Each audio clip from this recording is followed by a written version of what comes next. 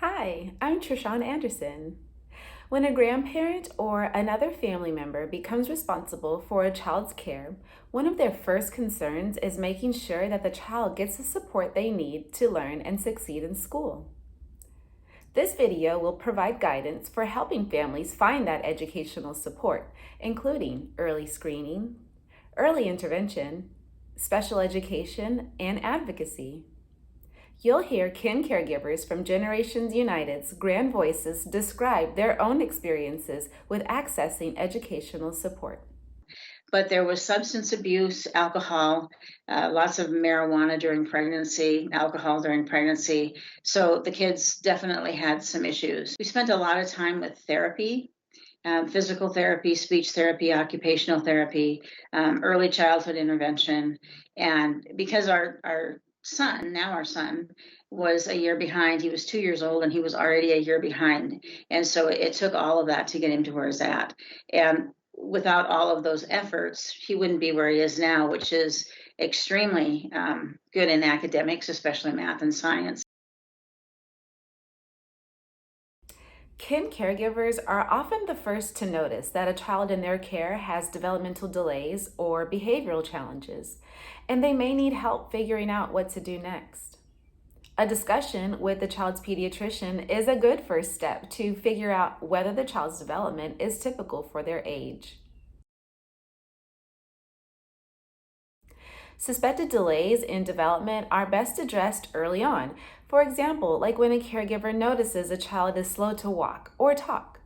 You can encourage kin caregivers who suspect delays to request a screening right away.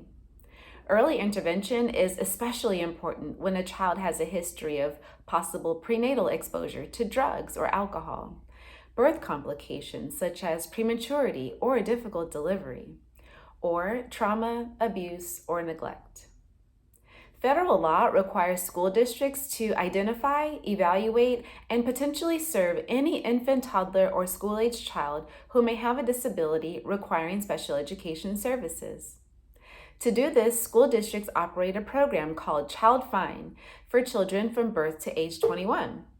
This free program assesses the child's development and determines whether they are eligible for services.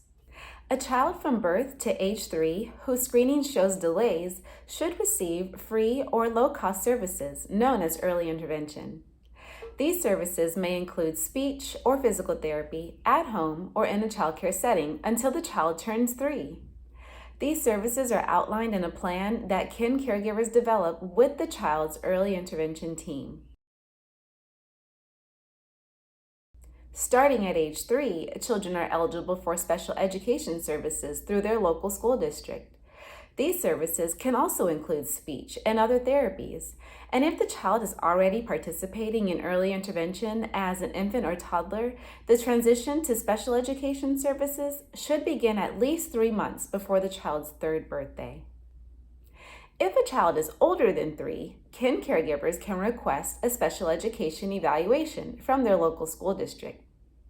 Children aged 3 through 21 who are eligible for special education services should be provided with an individualized education program, also known as an IEP.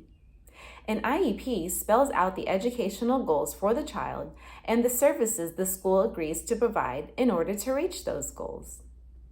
Children with disabilities who don't require special education services through an IEP may receive classroom accommodations as listed in a Section 504 plan.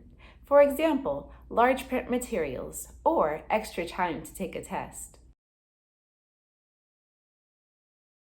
For kin caregivers, accessing special education services can be confusing and at times overwhelming. Even when we went to the very first meeting, it's overwhelming. The principal is there, the school psychologist is there, the teachers, and you're sitting there thinking, well, I guess they know, they're educators, they should know what to do and what not to do.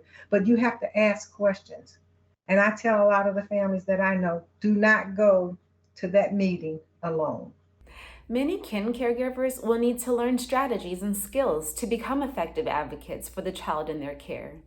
You can help by referring caregivers to parent support organizations. disability rights associations, or national advocacy groups such as Parent to Parent USA and the ARC.